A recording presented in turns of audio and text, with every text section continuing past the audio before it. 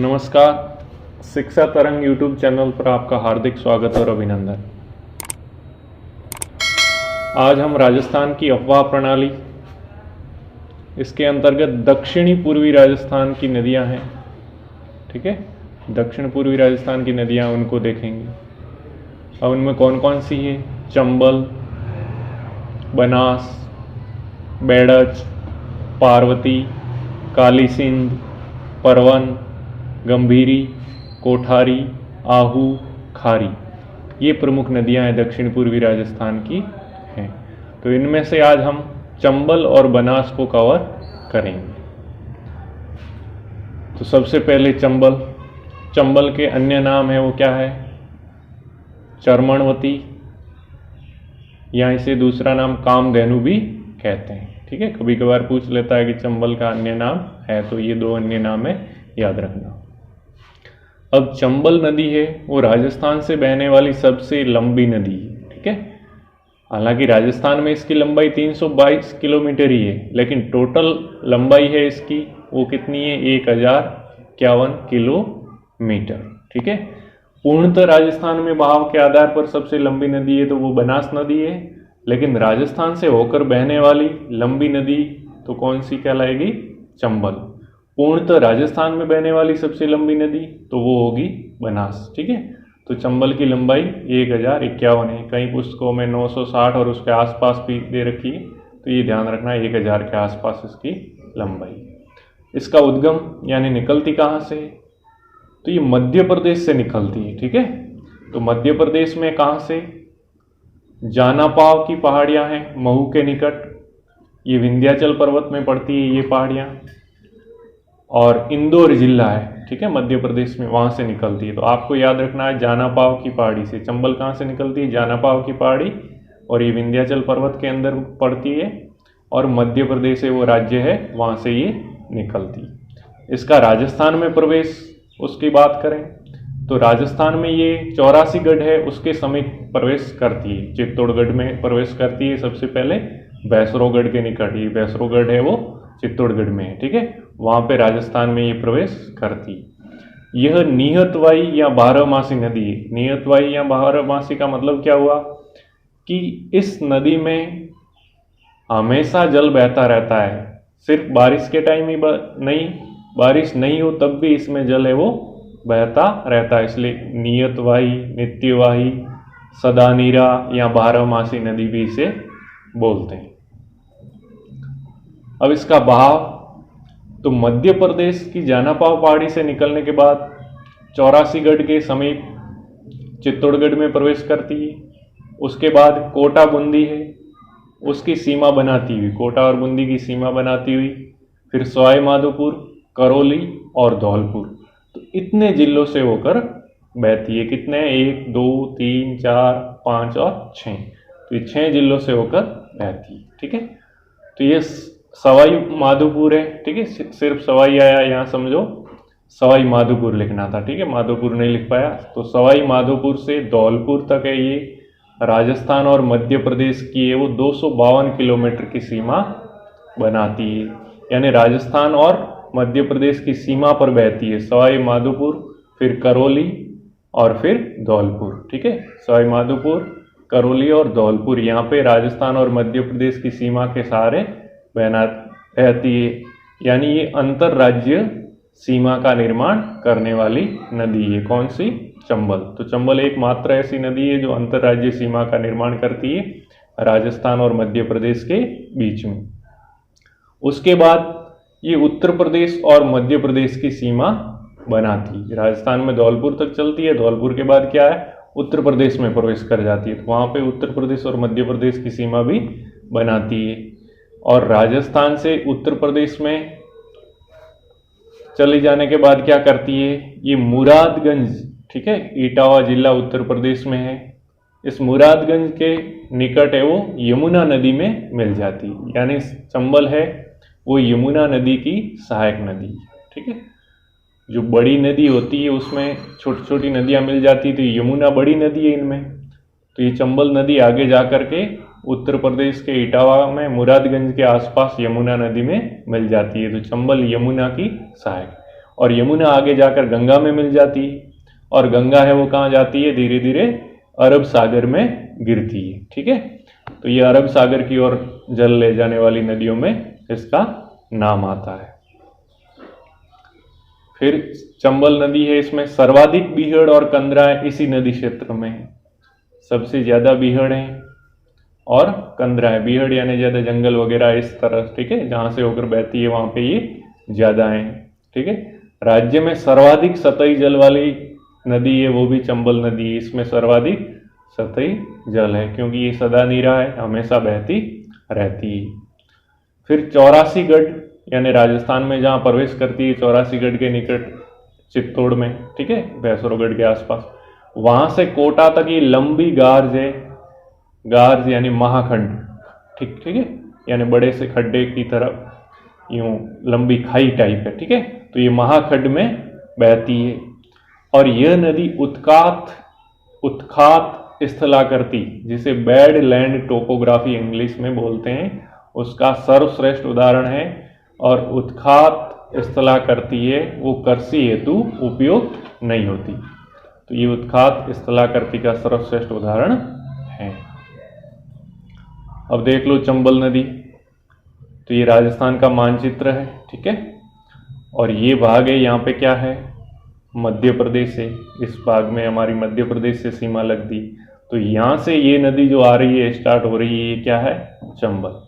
यहाँ से 84गढ़ के आसपास यहाँ पे भैंसरोगढ़ है, चित्तौड़गढ़ का इलाका, यहाँ पे राजस्थान में प्रवेश करती है। यहाँ से कोटा बूंदी की सीमा पे चलते चलते यहाँ से देखो, अब यहाँ पे देखो ये मध्य प्रदेश है और ये राजस्थान है, उनकी सीमा पर बह रही है। ठीक है, यहाँ पे सवाई माधोपुर है, फिर करौली है और फिर धौलपुर है।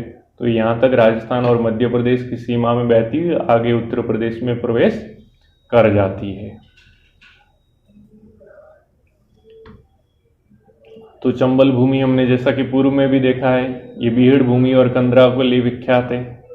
और भैंसरोगढ़ जो चित्तौड़गढ़ में है, उसके निकट चूलिया जलप्रपात है, वो इसी नदी पर है। चंबल नदी पे कौन सा जलप्रपात है, चूलिया जलप्रपात।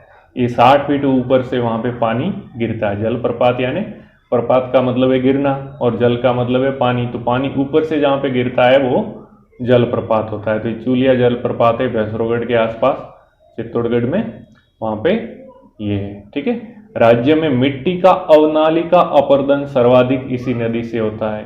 ये मिट्टी का सर्वाधिक अपर्दन करती है, किस प्रकार का, अवनालिका अपर्दन। ठीक है, इसको ध्यान रखना है। फिर इस नदी पे प्रमुख बांध, तो ये सभी इंपॉर्टेंट है, कई बार पूछता है। तो गांधी सागर बांध है, ये राजस्थान में नहीं है, कहाँ है, मध्य प्रदेश में। तो सबसे पहले जहाँ से मध्य प्रदेश में गांधी सागर आएगा बांध, उसके बाद राजस्थान में प्रवेश करने के बाद इस पर बांध बनाया, उसका नाम है राणा प्रताप सागर बांध। ये रावत बाटा चित्तौड़गढ़ में है। ठीक है, चित्तौड़ में प्रवेश करती है और उसके बाद ये बांध आ गया। फिर उसके बाद है जवाहर सागर, तो जवाहर सागर ये कोटा बूंदी की सीमा पे बनाया हुआ है। ठीक है, अगर कोटा और बूंदी दोनों ऑप्शन आ जाए तो ये बूंदी में थोड़ा पड़ता है ज़्यादा। ठीक है, तो जवाहर सागर है, वैसे कोटा बूंदी की सीमा पे है ये बांध। फिर कोटा बैराज, तो ये नाम से स्पष्ट है, कोटा में। तो इसमें ये ध्यान रखना है कि गांधी सागर है वो सबसे पहला बांध आता है और वो है मध्य प्रदेश में।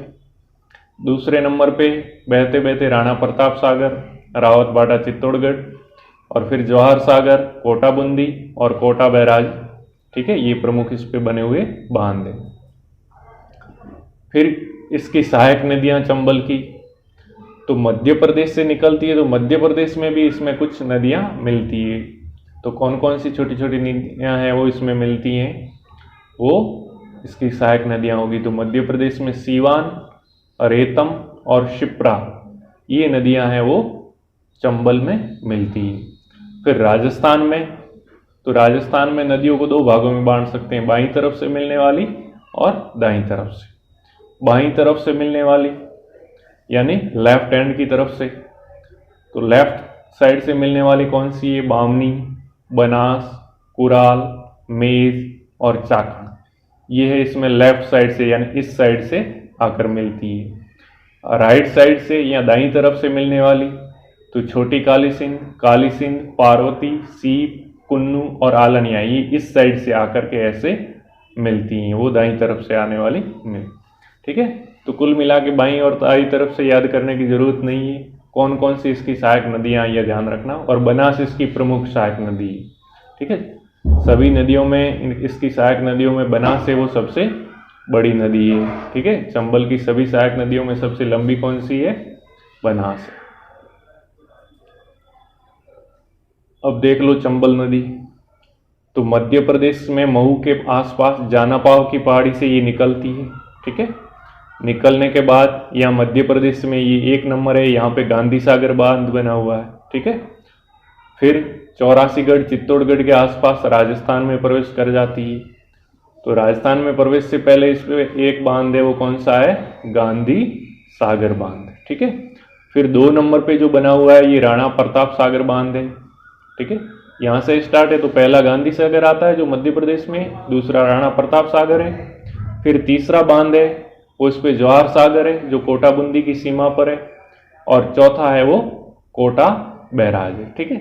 इसी तरह आगे बहती रहती है, बहती रहती है। देखो इसमें बाईं तरफ से मेज आकर मिल गई, और बाईं तरफ से कौन सी मिल रही है? बनास। ये देखो बनास सबसे लंबी नदी है इसमें सब सहायक नदियों में मिलने वाली, ठीक है। बनास से वो खमनोर राजस्थान राजसमंद से निकल करके यहाँ पे रामेश्वर सवाई माधोपुर के आसपास चंबल नदी में मिल जाती है। तो ये तो हो गई बाईं तरफ से। फिर देखो बाकी भी, जैसे काली सिंध है, ठीक है। और कई नदियां हैं, जैसे काली सिंध है, पार्वती है, सीप है, ठीक है। ये सब इसमें मिल जाती है और ये चलती रहती है, चलती रहती है। ये चंबल आगे जाके ये धौलपुर राजस्थान तक यहाँ आ गई, ठीक है। और फिर ये उत्तर प्रदेश में प्रवेश कर जाती है, और उत्तर प्रदेश के इटावा में मुरादगंज के समीप है ये यमुना नदी में मिल जाती है। यमुना इस तरफ से आती है और उसमें मिल करके यमुना के रूप में बहती हुई अरब सागर में गिरती है, ठीक है। तो ये हो गया। और इसमें देखो त्रिवेणी संगम कहाँ हो रहा है? जहाँ बनास, चंबल और सीप तीनों है वो कहाँ मिल रहे हैं? रामेश्वर सवाई माधोपुर में, ठीक है। इधर से बनास आ जाती है, ये चंबल आ गई और ये सीप आ गई। यहाँ रामेश्वर के आसपास तीनों मिलती है, इसलिए इसको त्रिवेणी संगम बोलेंगे, ठीक है। अब चंबल की जो प्रमुख सहायक नदी है वो कौन सी थी? बनास। बनास का अन्य नाम क्या है? उसको वर्णाशा बोलते हैं। वर्णाशा यानी वन की आशा, ठीक है। वन की आशा या वशिष्ठ, इन नामों से भी इसको जानते हैं। इसका उद्गम कहाँ से निकलती है? तो बनास से वो खमनोर की पहाड़ियों से निकलती। चंबल थी वो कहाँ से? जानापाव की पहाड़ियों से निकलती थी, ठीक है। और बनास से वो खमनोर की पहाड़ियों से निकलती है जो कुंभलगढ़ के आसपास है और राजसमंद जिले में है, ठीक है। इसको याद रखना ना, ब यानी बनास, ख यानी खमनोर। इसकी लंबाई कितनी है? तो 512 किलोमीटर। कहीं कहीं इसकी लंबाई 480 किलोमीटर भी मिलती है, लेकिन 512 किलोमीटर है, यानी 500 के आसपास है, ये याद रखना है। क्योंकि बनास भी इंपॉर्टेंट है। आपको नदियों में सिर्फ चंबल, लूणी, बनास और माई, इनकी लंबाइयाँ याद करनी है, बाकी की लंबाइयाँ याद करने की जरूरत नहीं है, ठीक है। बाकी के सरसरी निगाह से किताब में देख लेना। और ये क्या है? पूर्णतः बरसाती नदी है। बस बरसात होती है तो पानी इसमें आता है और बरसात के बाद सूख जाती है, ठीक है। तो बारहमासी तो कौन सी है? चंबल ऐसी नदी है वो नित्यवाही है या बारहमासी हमेशा बहती रहती है। बाकी वाली बरसाती नदियां बरसात के समय उनमें पानी आता है, ठीक है। फिर क्या है? राजस्थान में प्रवाह के आधार पर ये सबसे लंबी नदी, ये पूर्णतः राजस्थान में बहने के आधार पे। देखो चंबल सबसे लंबी नदी है, 1051 किलोमीटर है, लेकिन राजस्थान में सिर्फ 322 किलोमीटर ही बहती है, बाकी मध्य प्रदेश और उत्तर प्रदेश में बहती है, ठीक है। लेकिन बनास नदी तो है निकलती भी राजस्थान में है, खमनोर की पहाड़ियों से, राजसमंद से, और फिर रामेश्वर सवाई माधोपुर में मिलती है तो राजस्थान में ही बहती है। तो इसकी जो पूरी की पूरी लंबाई है वो राजस्थान में ही 512 किलोमीटर है जो भी, ठीक है। तो इसलिए क्या है कि राजस्थान में प्रवाह के आधार पर सबसे लंबी नदी है, यानी पूर्णतः राजस्थान में बहने वाली सबसे लंबी नदी है वो बनास है। इसका प्रवाह क्षेत्र तो कहाँ कहाँ से होकर बहती है, ये राजसमंद से निकलती है तो राजसमंद, उसके बाद चित्तौड़, चित्तौड़गढ़ के बाद भीलवाड़ा, अजमेर, टोंक, टोंक से होते हुए सवाई माधोपुर के में जाकर के चंबल में मिल जाती है। अब 3 जिलों में इससे पेयजल आपूर्ति भी होती है बनास नदी से, अजमेर, जयपुर और टोंक, ठीक है। जो बीसलपुर बांध बना हुआ है उसके माध्यम से इनमें पीने के पानी है वो अजमेर, जयपुर और टोंक को आपूर्ति होती है। राज्य में इसका जल ग्रहण क्षेत्र है वो सर्वाधिक है, ठीक है। राज्य में जल ग्रहण क्षेत्र है वो भी सर्वाधिक है, पूर्णतः बहने के आधार पर भी सबसे लंबी नदी है। अब देख लो इसमें, यहाँ पे बनास नदी कहाँ से है, देखो ये राजसमंद है और यहाँ से ही निकल रही है बनास नदी, ठीक है। इधर से बहती हुई इसमें बेड़स यहाँ पे मिल गई, बह रही है, इधर से चलती हुई इधर से सवाई माधोपुर में आ गई और यहाँ पे जो चंबल आ रही थी उसमें जाकर के मिल गई। फिर चंबल और दोनों मिलने के बाद सवाई माधोपुर, फिर करौली, फिर धौलपुर तक ये राजस्थान की सीमा बनाती है कौन, चंबल नदी, ठीक है। तो ये रामेश्वर में आकर के ये मिल जाती है चंबल नदी में बनास नदी सवाई माधोपुर में, ठीक है। अब बनास नदी की सहायक नदियां उसकी बात करें तो दाईं तरफ से बेड़च और मैनाल है वो इसमें दाईं तरफ से मिलती है, राइट हैंड साइड से मिलती है, और बाईं तरफ से यानी लेफ्ट हैंड साइड से कौन सी मिलती है, कोठारी, खारी, माशी, मोरेल, कालीसील, डाई, ढील, सोहादरा। बाकी वाली बेड़च और मैनाल के अलावा है वो बाईं तरफ से मिलती है। मानचित्र में देख लेते हैं, ठीक है। अब देखो यहाँ पे ये खमनोर राजसमंद है, ठीक है, कुंभलगढ़ के आसपास। तो खमनोर से निकलती है, निकलने के बाद चलती हुई देखो यहाँ आ गई भीलवाड़ा के बिगोद के आसपास, वहाँ पे इसमें बेड़च नदी मिल गई। और देखो बेड़च में कौन सी मिली है, गंभीरी और मैनाल। तो यहाँ पे 3 नदियाँ मिली, देखो कौन सी, बनास, बेड़च और मैनाल, ये तीनों मिल गई। तो यहाँ पे क्या हो गया, त्रिवेणी संगम, ठीक है। भीलवाड़ा है, उसमें मांडलगढ़ में बिगोद कस्बे के आसपास ये त्रिवेणी संगम है। फिर आगे बढ़ी तो उसमें कोठारी नदी है वो भीलवाड़ा में मिल गई, कोठारी है वो दिवेर राजसमंद से निकलती है, ठीक है। फिर आगे चलती रही उसमें और कौन सी मिल गई, बिजरोल राजसमंद से निकलने वाली खारी नदी मिल गई, ठीक है। और यहाँ पे देखो आगे क्या है, ये 4 नंबर है, यहाँ पे बीसलपुर है वो बांध बना हुआ है, ठीक है। बीसलपुर बांध यहाँ पे है। और ये जो कोठारी नदी है इस पे जो 3 नंबर लिखा हुआ है यहाँ पे कौन सा है, मेजा बांध भीलवाड़ा में कोठारी नदी पर है, ठीक है। और 2 नंबर है वहाँ पे त्रिवेणी संगम था बनास, बेड़च और मैनाल का, ठीक है। और 4 नंबर में बीसलपुर बांध है। बीसलपुर कहाँ है, ये अपने टोंक के आसपास, ठीक है। फिर नेक्स्ट है ये जो 5 नंबर है, यहाँ पे मोरेल नदी है, इसमें आकर मिल जाती है, मोरेल बांध है। और ये आगे जाकर के जो चंबल इधर से आ रही थी, चंबल में रामेश्वर सवाई माधोपुर में मिल गई, ठीक है। तो इस तरह ये खमनोर से निकल करके चंबल में मिल जाती है, इसलिए चंबल की सहायक नदी है वो बनास है। अब इस पे प्रमुख बांध तो ईसरदा बांध है वो सवाई माधोपुर में बना हुआ है, ठीक है। और बीसलपुर, ये इंपॉर्टेंट है सबसे, बीसलपुर बांध है वो बीसलपुर कस्बा है, टोडा रायसिंह टोंक में, वहां पे बना हुआ है, टोंक में है ये बीसलपुर बांध, ठीक है।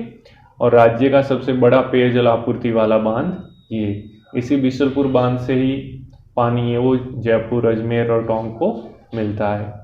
बनास नदी द्वारा निर्मित त्रिवेणी संगम, तो देखो बिगोद भीलवाड़ा में कौन सा था, बनास, बेड़च और मैनाल, ये तीनों मिलती थी वहां पे, इसलिए त्रिवेणी संगम बिगोद हो गया। फिर राजमहल, ये देवली टोंक में, वहां पे बनास, डाई और खारी, ये तीनों नदियां मिलती है, ठीक है। फिर रामेश्वर घाट, ठीक है, सवाई माधोपुर में, यहाँ पे बनास चंबल में मिलती है और सीप नदी भी चंबल में मिलती है, तो वहां पे ये तीसरा त्रिवेणी संगम हो गया। तो बिगोद में बनास, बेड़स और मैनाल, राजमहल टोंक में बनास, डाई और खारी, और रामेश्वर घाट है वहाँ पे बनास, चंबल और सी। तो इसमें ये वाला बिगोद, बनास, बेड़स, मैनाल याद कर लेना, और रामेश्वर घाट है वहाँ बनास, चंबल और सी, ये याद कर लेना, इम्पोर्टेंट है। और ये नदी है वो राजसमंद में कुंभलगढ़ के दक्षिण में गोगुंदा के पठार से होकर, ठीक है, खमनोर की पहाड़ियों से निकलकर गोगुंदा का पठार है पास में, तो वहां से होकर के चित्तौड़गढ़ में, चित्तौड़गढ़ से भीलवाड़ा, अजमेर, टोंक में बहकर सवाई माधोपुर की खंडार तहसील में रामेश्वर धाम, ठीक है पदरा गांव के निकट है, वहां चंबल में मिल जाती है। इस तरह ये बनास नदी है वो चंबल में समाप्त हो जाती है, और चंबल जाके यमुना में मिलेगी, यमुना जाके गंगा में मिलेगी, और गंगा जाकर के अरब सागर में अपना पानी डालेगी। तो ये अरब सागर की ओर जल ले जाने वाली नदियों में आती है। तो आज के लिए बस इतना ही।